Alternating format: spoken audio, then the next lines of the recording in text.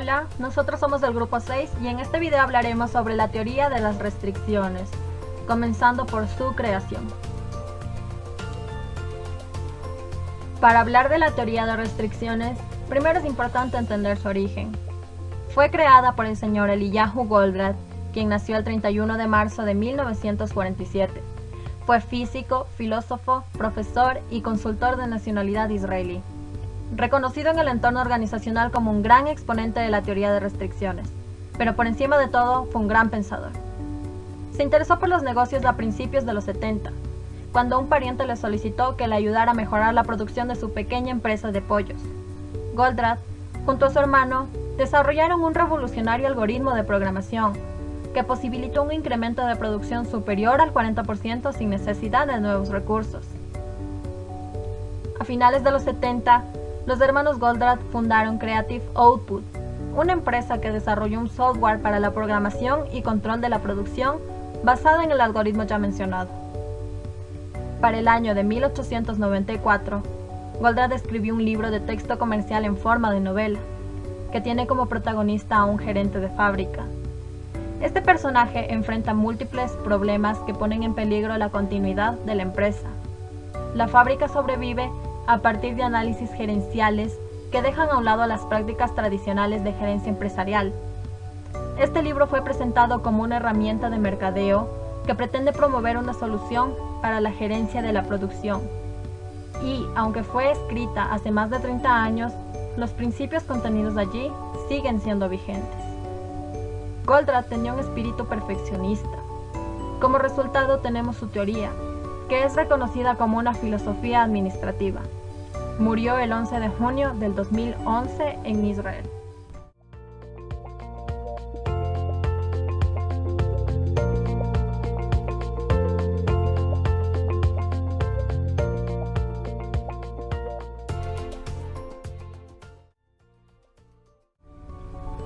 ¿Qué es la teoría de restricciones?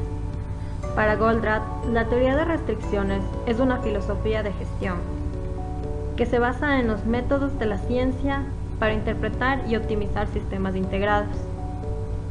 Esta teoría postula que en un proceso multitarea, independientemente del ámbito en el que se desarrolle, el ritmo será dictado por el engranaje más lento.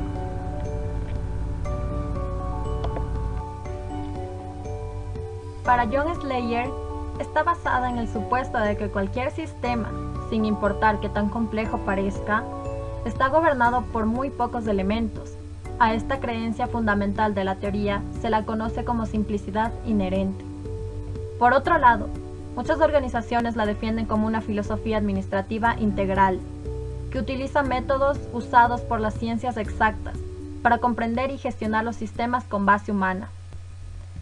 Una vez aclarado a qué se refiere la teoría de las restricciones, que en esencia nos permite identificar el factor limitante más importante, es decir, la restricción, que obstaculiza el logro de un objetivo, para luego mejorar sistemáticamente este impedimento hasta que ya no sea un factor restrictivo.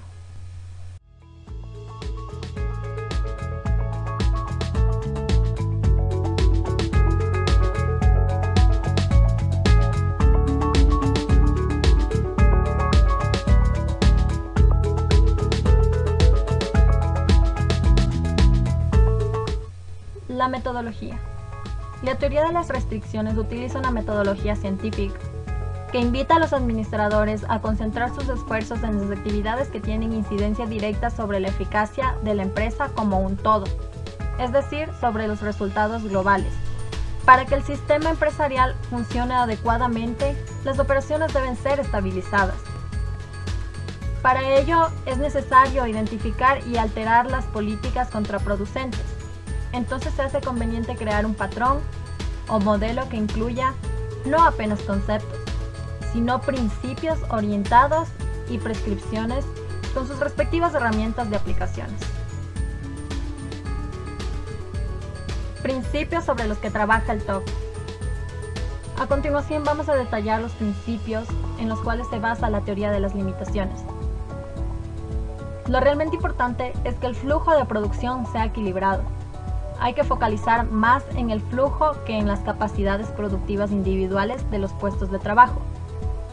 Cada minuto perdido por un cuello de botella es un minuto perdido en toda la fábrica. Un minuto ganado a un proceso que no suponga una limitación no sirve. Es un espejismo, no va a repercutir en un aumento de la producción, ya que otro puesto limita la capacidad. Basado en los puntos anteriores, se puede decir que el cuello de botella limita la facturación de la empresa y rigen en el inventario. Componentes de la teoría de restricciones. Tenemos los recursos del sistema, indicadores financieros e indicadores operativos. A continuación, vamos a ver más detallado cada uno de estos. Recursos del sistema. En toda planta existen recursos con mayor capacidad que otros, teniendo así estos tipos. 1. Recurso que no es cuello de botella. Cualquier recurso cuya capacidad es mayor a la demanda que se le impone. 2. Recurso que es cuello de botella. Cualquier recurso cuya capacidad es igual o menor que la demanda que se le impone. 3. Recurso restrictivo de la capacidad. Es un recurso que se ha convertido en cuello de botella como resultado de un incorrecto manejo o programación. Tenemos los indicadores financieros, en el cual encontramos la utilidad neta, el retorno sobre la inversión y el estado de flujo de efectivo. Por último, el indicador operativo, en el cual está el throughput. Es una velocidad a la cual una organización genera dinero a través de las ventas. Más adelante se hablará sobre esto.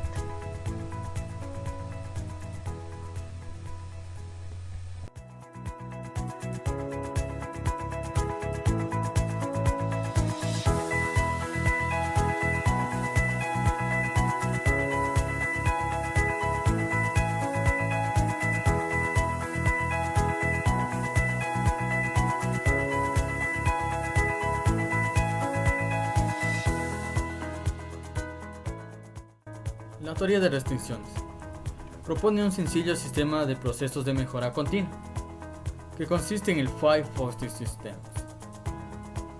que mostramos a continuación. 1. Identificar el cuello de botella. 2. Explotar el cuello del sistema. 3. Subordinar todas las decisiones al efecto sobre la limitación. 4. Elevar la restricción. Y 5. Si se crea otro cuello de botella, se repiten todos los pasos. El primer paso del ciclo se habla sobre la determinación de las limitaciones del sistema, o cuellos de botella dentro del proceso productivo. Aquí el cuello de botella es el proceso más lento del proceso de producción. Si el proceso de producción tiene definidas claramente varias secciones, cada sección tendrá un cuello de botella. El segundo paso del ciclo se habla sobre decidir qué hacer con las limitaciones. Hay varias posibilidades según la inversión necesaria. La más económica puede ser actuar para tener el puesto a la máxima producción, hacerle un mantenimiento preventivo adecuado y gestionar los tiempos de producción. Pueden ser opciones de tratamiento. El tercer paso del ciclo nos dice que hay que subordinar todo el resto de decisiones a esta limitación. En el cuarto paso del ciclo, elevar la restricción, nos dice que otra posible solución es ampliar el puesto de trabajo. En ejemplos podemos comprar maquinaria o crear un segundo puesto de trabajo para generar de esta manera más producción. En el sexto paso, una vez actuado, se debe analizar si el puesto sigue siendo una limitación. Si deja de serlo, es porque otro puesto ha asumido ser el cuello de botella, con lo cual habría que volver al punto primero de este puesto.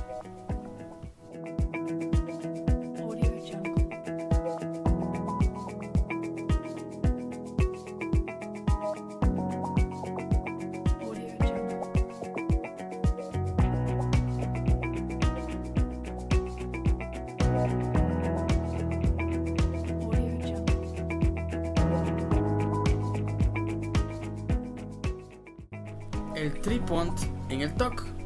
Es un método que ayuda a resolver los problemas creados por la contabilidad de costos. No asignan casi ningún costo a los productos y servicios vendidos o prestados por una empresa, teniendo en cuenta las leyes de la variación, solo los costos que varían totalmente con las unidades de venta. Por ejemplo, materias primas se asignan a los productos y servicios que se deducen de las ventas para determinar el 3-point.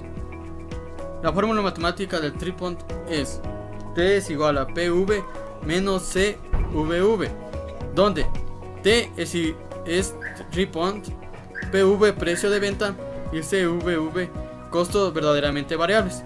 Por lo tanto, el 3-point es un concepto esencial en la teoría de restricciones y representa la ratio al que el sistema produce dinero a través de las ventas, o expresado de otra forma es el dinero que entra en la empresa gracias a las ventas netas tras deducir los gastos variables.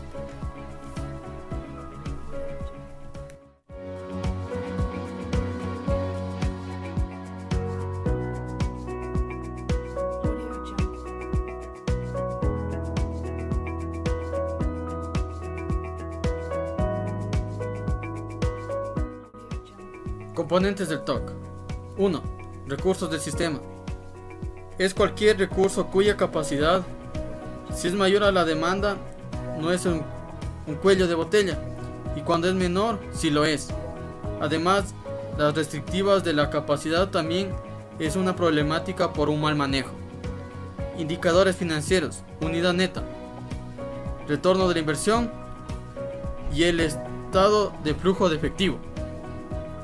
Indicadores operativos, 3-point.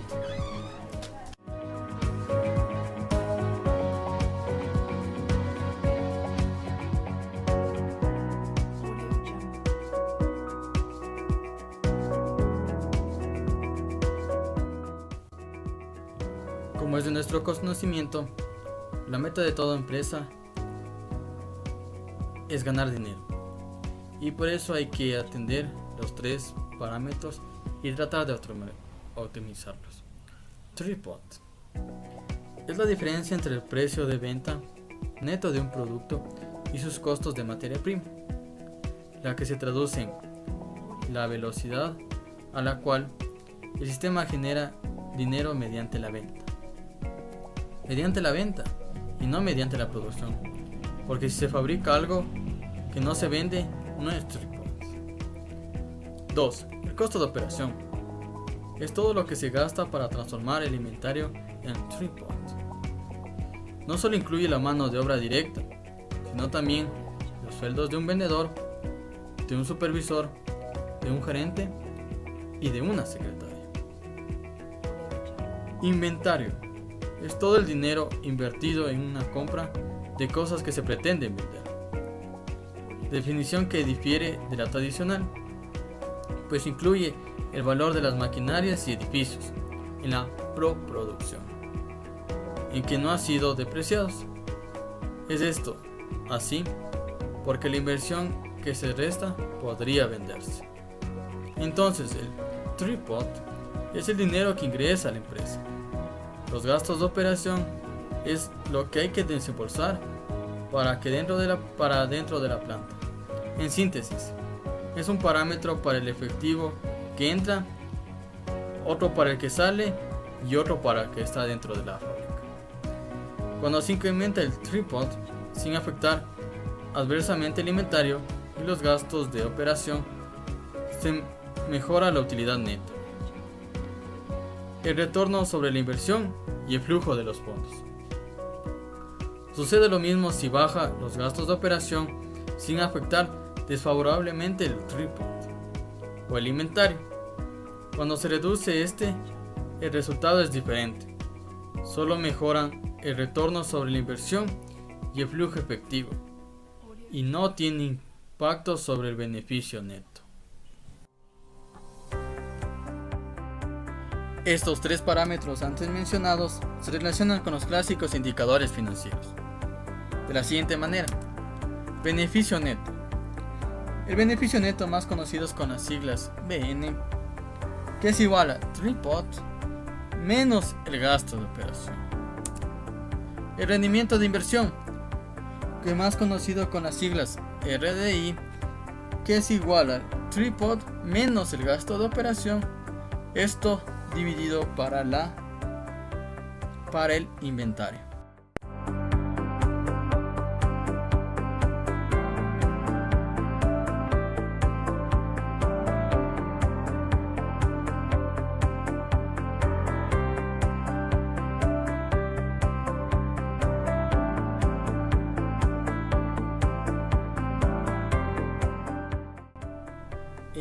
Pasos para la implementación del TOC.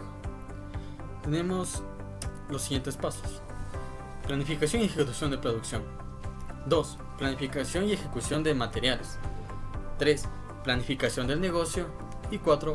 Alineamiento organizacional. Planificación y ejecución de la producción. Relaciona la demanda y la capacidad real a la par que maximiza la efectividad del rendimiento.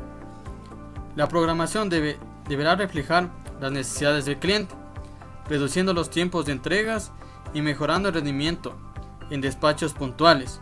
Se debe fomentar que el producto esté completamente diseñado ya una vez iniciada una orden en manufactura. Debe complementarse, no debe paralizarse por ninguna razón. Planificación y ejecución de materiales. El trabajo en este punto será enlazar el plan de ejecución a plan de requerimientos de materiales, estableciendo un sistema de reaprovisionamiento para asegurar inventarios adecuados de materias primas. Debe garantizar que el proveedor no sea la restricción. No se debe permitir que la indisponibilidad de materiales afecte el throughput de la planta. Planificación del negocio. Es un plan aproximado de la capacidad de recursos restrictivo para los siguientes 3 o 6 meses. Debe ser un plan realista. Debe evitar comprometer el exceso a la planta, identificando tempranamente los problemas.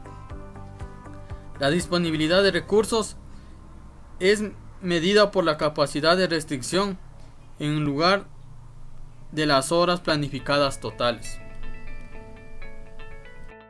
Alineamiento organizacional. No debe tener conflictos con el resto de la organización. Esto se lo hará primordialmente a través del sistema de mediciones que emplee, pero tendrá también que educar a las otras partes del negocio que interactúan con el nuevo sistema.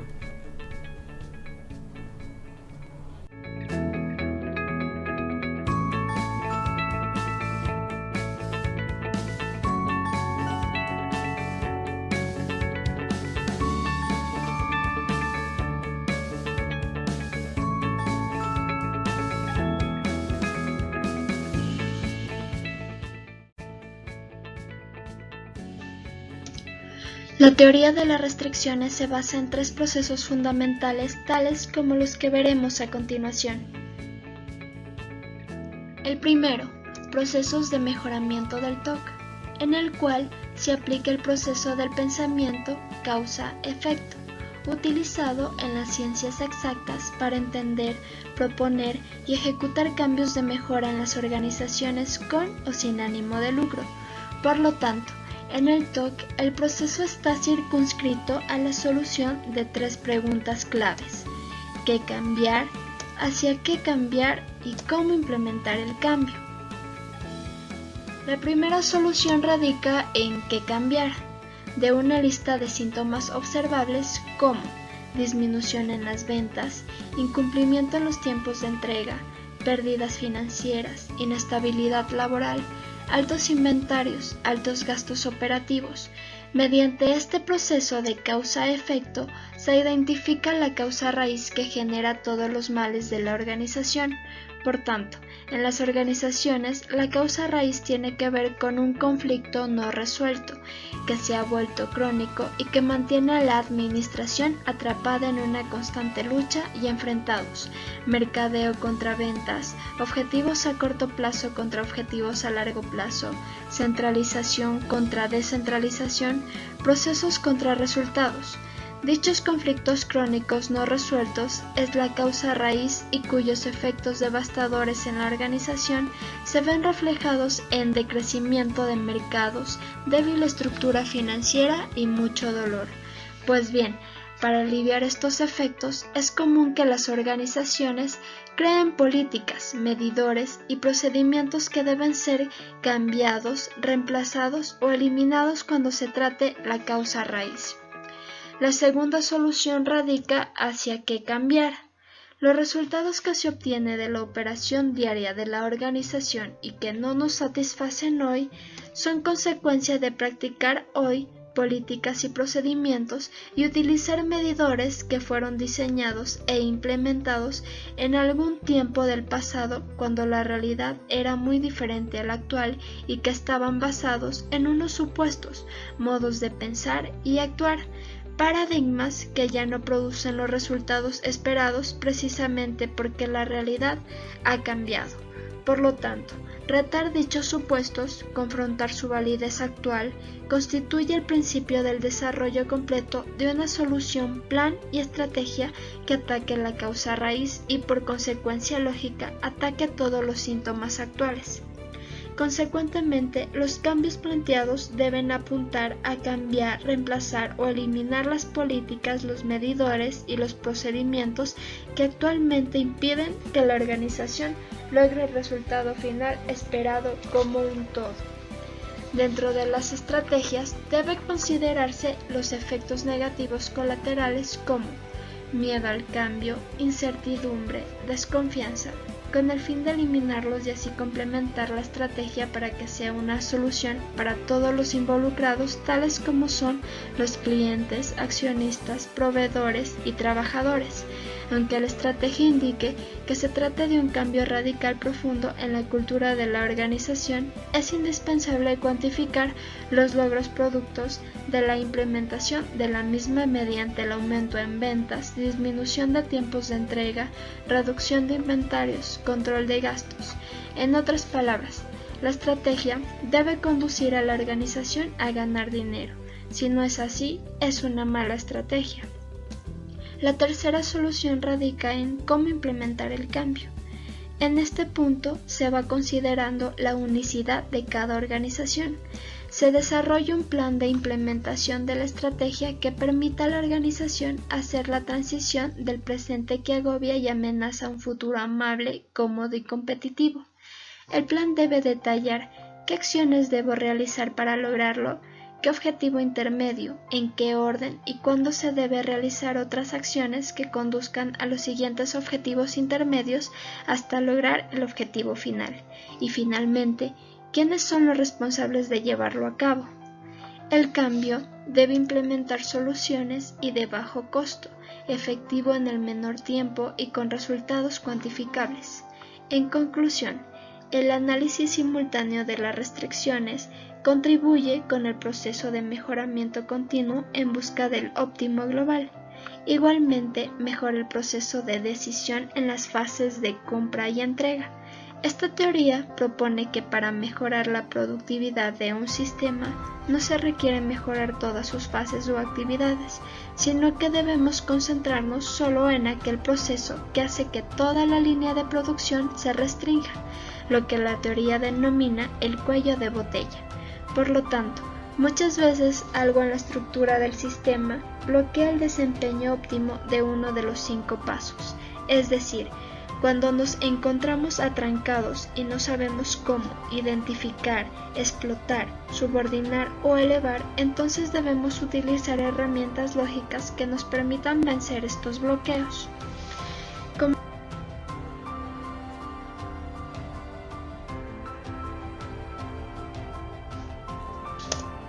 Como siguiente proceso tenemos el proceso de producción del TOC, el cual nos indica que la producción constituye un factor decisivo para la competitividad y rentabilidad de una empresa.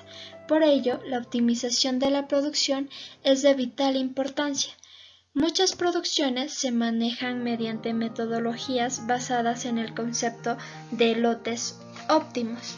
El tamaño ideal de los lotes es calculado mediante procedimientos convencionales de contabilidad de costos y utilizado como un parámetro central para la programación de producciones. Desafortunadamente, este enfoque de costos va en contra de las exigencias de los clientes con respecto a tiempos de entrega y cantidades, poniendo en peligro la competitividad. Por tanto, la aplicación del TOC mejora los tiempos de entrega y genera competitividad de la empresa. Los departamentos de mercadeo y venta constituyen el enlace más importante entre las empresas y sus clientes y por consiguiente son los responsables finales de generar ingresos. Uno de los prerequisitos necesarios para su éxito consiste en la capacidad de poder hacer ofertas competitivas. Sin embargo, esta habilidad depende de una serie de factores que por lo general no caen bajo la responsabilidad directa de las áreas de mercadeo y ventas: disponibilidad rápida, puntualidad de entrega, cantidades según demanda y una alta flexibilidad de adaptación a requerimientos y cambios. Muchos de estos factores dependen en gran parte de áreas como producción, distribución y logística de proyectos. Competitividad mediante coordinación interdepartamental consiguiente, áreas como producción, distribución y logística deben ajustarse claramente a los requerimientos del mercado y con ello a los de mercadeo y venta. Sin embargo, el concepto de producción del TOC va un paso decisivo más, centrándose en primer lugar en la optimización del caudal. Esta forma de fabricación consta de una combinación de manejo de restricciones y reservas o amortiguadores estratégicos. La base para ello es la utilización optimizada de recursos con capacidad restringida. Comparando con las otras estrategias, este sistema conduce a tiempos de fabricación mucho más cortos y a un aumento considerable de capacidades de producción. Como último proceso tenemos el control de inventarios. La teoría de las restricciones es una filosofía de mejora continua, lo que implica pensar también a largo plazo. Y a largo plazo, reducir el inventario y los costes operativos tiene un límite más marcado, mientras que el throughput conceptualmente no tiene límites. Por tanto, el inventario se puede definir como el dinero que se ha invertido en el sistema para comprar aquello que se intenta vender, aunque en el contexto del TOC aquí incluiríamos también equipamientos, bienes inmuebles, etc. Es decir, el inventario representa el dinero actualmente dentro del sistema. El almacenaje y control de inventarios debe lograrse buscando la continuidad de los procesos en tiempos adecuados y con el menor costo posible, o en otras palabras, proceso de producción continua. Por otro lado, sabemos que todo inventario ocasiona dos costos.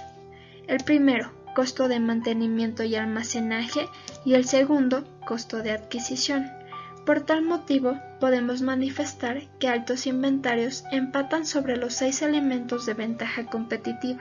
Aquí cada operación termina todo su trabajo antes de pasar nada del material a la siguiente operación. Conforme lo va alimentando el material a la planta, se eleva el nivel del inventario de productos en proceso de planificación y este no comienza a descender en tanto no se complete el producto de la última operación y se pueda empacar. Con bajos inventarios, con solo dos cambios, primero separamos y trasladamos los lotes. Aquí el material se traslada de operación a operación, permite que se trabaje varias operaciones en el mismo pedido simultáneamente. Así, el nivel de inventarios de productos en proceso de fabricación es mucho más bajo y el pedido se completa en más o menos la mitad del tiempo.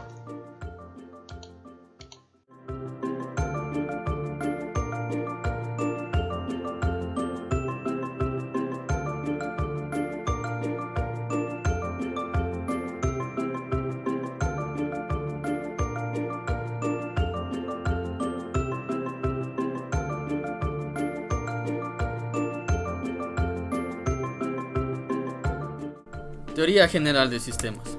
Se conoce como teoría general de sistemas al estudio de los sistemas en general, desde una perspectiva interdisciplinaria, o sea, que abarca distintas disciplinas.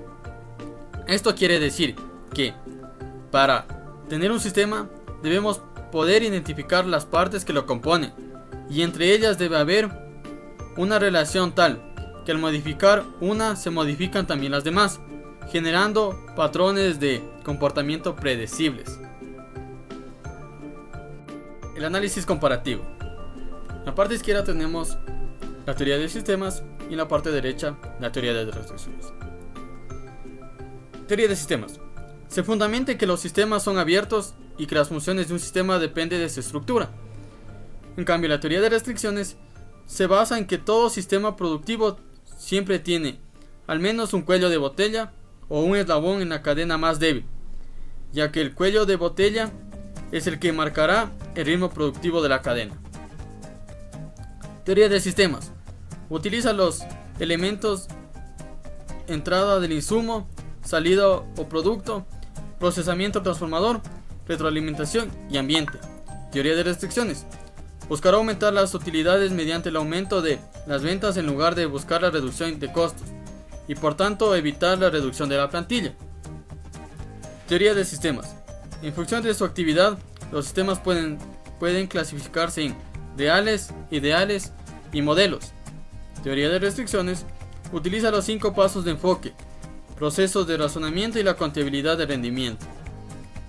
La teoría de sistemas nos habla que los sistemas se pueden dividir en función de su nivel de complejidad, y la teoría de restricciones nos dice que se centra en la mejora de restricciones o limitaciones del sistema que determinan el rendimiento general.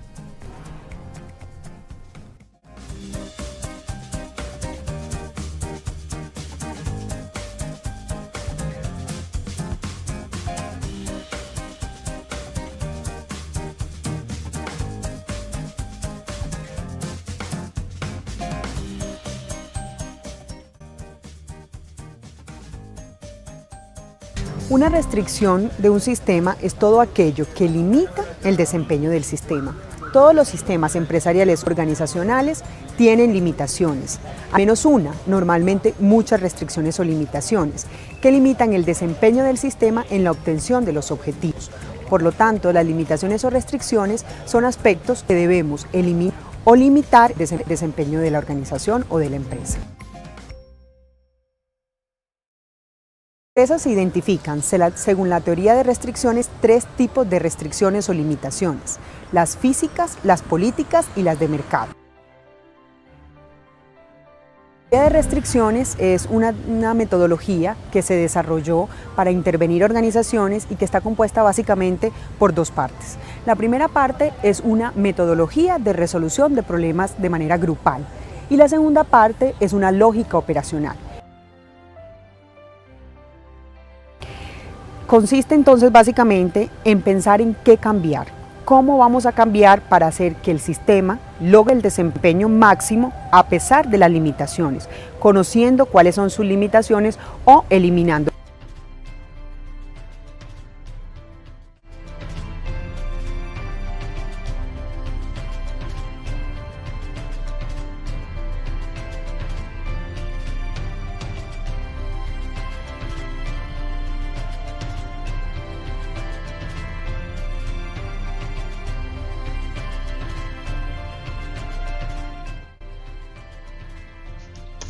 Aplicaciones de TOC a la administración.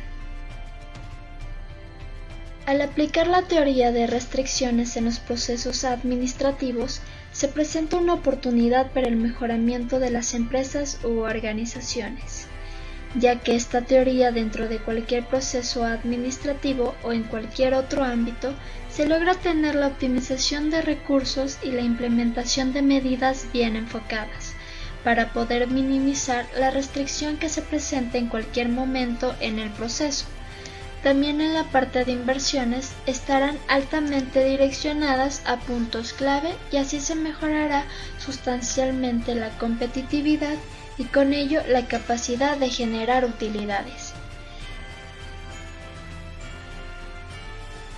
La metodología de la teoría de las restricciones en el ámbito de administración es muy importante, puesto que se pueden relacionar e implementar directamente en el área de producción, de ventas y mercadeo, de contabilidad, de proyectos y de suministros e inventarios. En el área de producción, la solución de TOC se concentra primordialmente en la optimización del flujo. Esta forma de fabricación consta de una combinación de manejo de restricciones y reservas. En el área de mercadeo y ventas, la manera TOC de tratar un conflicto es tener un proceso en donde es necesario incluir objetivos que den por resultado alguna actuación específica por parte del cliente y que demuestre un avance en su psicología de compra. Además, es necesario incluir qué debe hacer la empresa, en qué etapa, cómo, es decir, utilizando herramientas estándares, con quién y por quién para poder llevar a un prospecto identificado desde la ignorancia hasta cerrar un trato de negocios. En el ámbito de la contabilidad gerencial de TOC permite hacer cálculos de manera sencilla y rápida, basándose únicamente en costos relevantes para la toma de decisiones. Por ejemplo, en la mayoría de los casos, la mano de obra y los gastos indirectos de fabricación no son relevantes para decisiones en el corto plazo.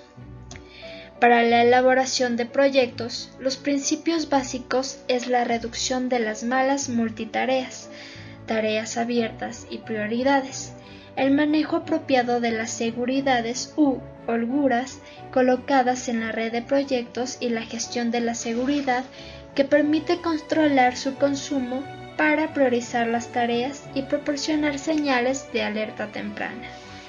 Finalmente, para tratar con los suministros e inventarios, la solución de TOC se basa en la idea de compensar al máximo las variaciones inevitables de la demanda y el suministro, mediante reacciones ágiles y rápidas, con un manejo de inventario guiado por la demanda, la reducción de tiempos de espera innecesarios, la integración de la cadena de suministros y la colocación de amortiguadores de inventarios apropiados en la red de distribución, se logra una mayor capacidad de entrega con un mínimo de inventarios.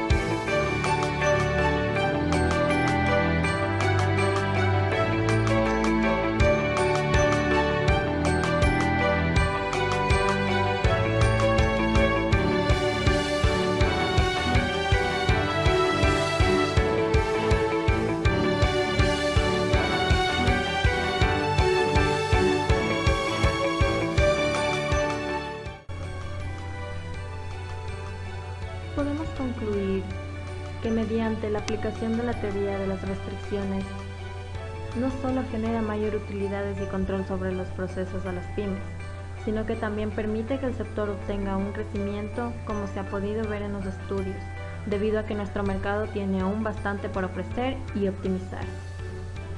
Al realizar la planificación de la producción de un proceso hay que tener en cuenta aquellos cuellos de botella que existen en el proceso para que así los recursos que estén funcionando correctamente sean programados con relación a las restricciones.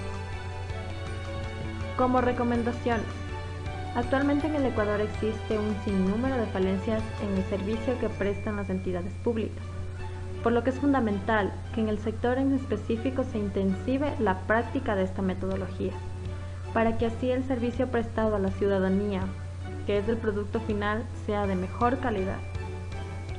La teoría de las restricciones ofrece un camino a seguir para las instituciones. Esta metodología posibilita avances sin precedentes en la calidad y la puntualidad de la atención y el desempeño financiero. También está demostrado ser un método que todas las organizaciones pueden adoptar. Para finalizar este video, les dejo con una frase que escribió el Dr. Eliyahu Goldratt. Gracias por su atención.